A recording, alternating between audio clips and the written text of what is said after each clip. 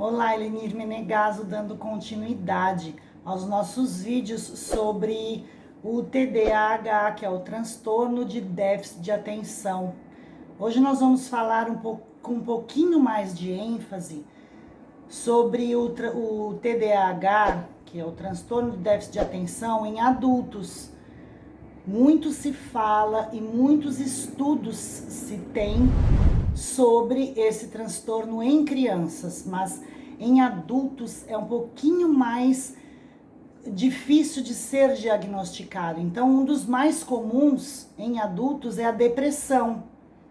Outras condições que os adultos podem ter ao lado do TDAH, que é transtornos da personalidade, transtorno bipolar, o transtorno obsessivo compulsivo. Nós vamos falar também um pouquinho sobre a genética, a origem e a função e a estrutura do cérebro que trazem esses transtornos. O transtorno da personalidade é uma condição em que o indivíduo ele difere significativamente da pessoa média em termos de como elas pensam, como elas se expressam, como elas percebem, como elas sentem ou se relacionam com os outros. Outro que é o transtorno bipolar, que é uma condição que afeta o humor do adulto, que pode oscilar de um extremo ao outro com muita facilidade. Outro transtorno que também está intimamente ligado ao TDAH é o transtorno obsessivo compulsivo, que é aquela condição que causam pensamentos obsessivos ou comportamentos obsessivos. Os problemas comportamentais associados ao TDAH também podem causar problemas como dificuldades de relacionamento e interação social. Agora, é muito importante nós sabermos a causa de tudo isso. A causa, ela está exatamente no transtorno, mas de uma forma compreendida, acreditando que as combinações de todos esses fatores são responsáveis também pela genética. Então o TDAH, ele tende a ocorrer em famílias e na maioria dos casos, acredita muito que os genes que você herda dos seus pais, dos seus antepassados, sejam um fator significativo no desenvolvimento desse transtorno. Algumas pesquisas mostram que os pais e os irmãos de uma criança que tenha o TDAH, eles são mais propensos a ter também. Então, a maneira como ele é herdado, ela é muito complexa e não se acredita que seja relacionado a uma falha genética. E a função e estrutura do cérebro está intimamente ligado a isso também, porque pesquisas demonstram e identificam uma série de diferenças entre os cérebros das pessoas que têm o TDAH e as que não têm. E o exato significado disso, ele, como na medicina, ele não é muito exato. Então, por exemplo, alguns estudos envolvendo varreduras cerebrais sugerem que certas áreas do cérebro podem ser menores em pessoas com TDAH, enquanto outras áreas elas podem ser maiores. Outros estudos sugerem que as pessoas que têm o transtorno de déficit de atenção e hiperatividade, elas podem ter um desequilíbrio no nível dos neurotransmissores no cérebro, ou que esses produtos químicos ou que esses neurotransmissores eles possam não funcionar corretamente. E quais seriam os grupos de risco para que possa ser diagnosticado isso mais especificamente em adultos, né? quais seriam a origem disso. Incluem pessoas que nasceram prematuramente, antes da 37ª semana de gravidez, ou com baixo peso ao nascer, ou com epilepsia, ou pessoas que tiveram alguma lesão cerebral que aconteceu no útero, ou após um grave trauma crânioencefálico, mais tarde na vida, enquanto ela foi crescendo.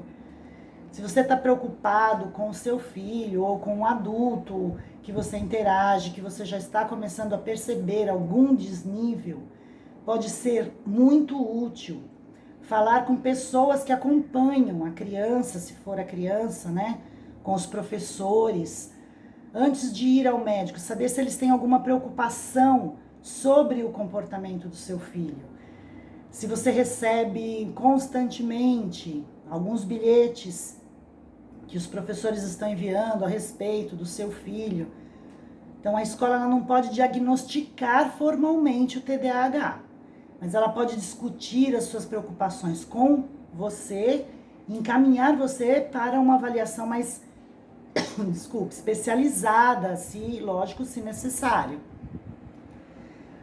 A escola, muitas vezes, ela tem a parte de interdisciplinaridade e ali ela vai dar algumas coordenadas, pode indicar alguns profissionais competentes.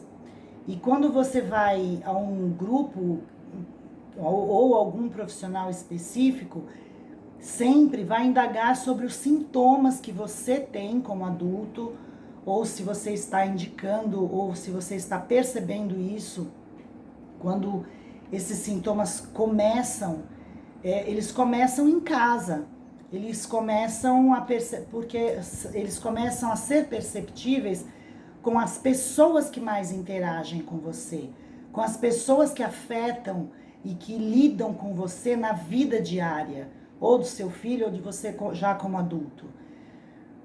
Se houve algum evento significativo recente na vida do filho ou do adulto, como a morte, um divórcio na família, se há um histórico familiar, isso também tem que ser levado em consideração, se há um histórico de pessoas que têm a TDAH, isso é muito importante. Também é muito importante quando, se você foi diagnosticado na infância, se você já é um adulto, foi diagnosticado, os seus sintomas começaram na infância e têm continuado, porque muitos adultos, os sintomas desaparecem ou diminuem. E esses sintomas, eles não podem ser explicados como um problema mental. Os sintomas, eles afetam significativamente a sua vida cotidiana. Por exemplo, se você está tendo um desempenho satisfatório no trabalho, ou acha que os seus relacionamentos íntimos são difíceis, tudo isso há que se considerar. Você também pode ser encaminhado a um especialista, ou quando criança ou jovem, também agora como adulto. Porque você percebe que esses sintomas, agora como adulto, estão causando comprometimentos funcionais. E esses comprometimentos funcionais, eles podem ser moderados a graves. Então, moderados, você briga constantemente com algumas pessoas. Moderado, você, como adulto, está discordando de vez em quando com algumas pessoas, mas o seu discordar começou a aumentar. Então, você começou a discordar, você começou a brigar, você começou a não ter mais relacionamentos bons, satisfatórios, positivos na sua vida. Há que se considerar tudo isso. Então, eles realmente afetam a sua vida, o seu desempenho como adulto. E como adulto, há que se procurar um especialista para que ele possa identificar, para que ele possa orientar. E no próximo vídeo eu vou falar como é feita esta avaliação. Esse diagnóstico em crianças e esse diagnóstico em adolescentes e adultos. Como ele é realizado? Quais são os critérios para se diagnosticar o TDAH em adultos, em crianças, em adolescentes? Como você pode perceber isso em você mesmo, se você está vendo esse vídeo e se aproximando, se conectando com esses sintomas. Isso é muito importante, você se auto-perceber. Este é o autodesenvolvimento. Isso é você perceber que algo que você tem é possível de ser mudado, de ser alterado. Tudo aquilo que nós temos a consciência é possível de ser alterado.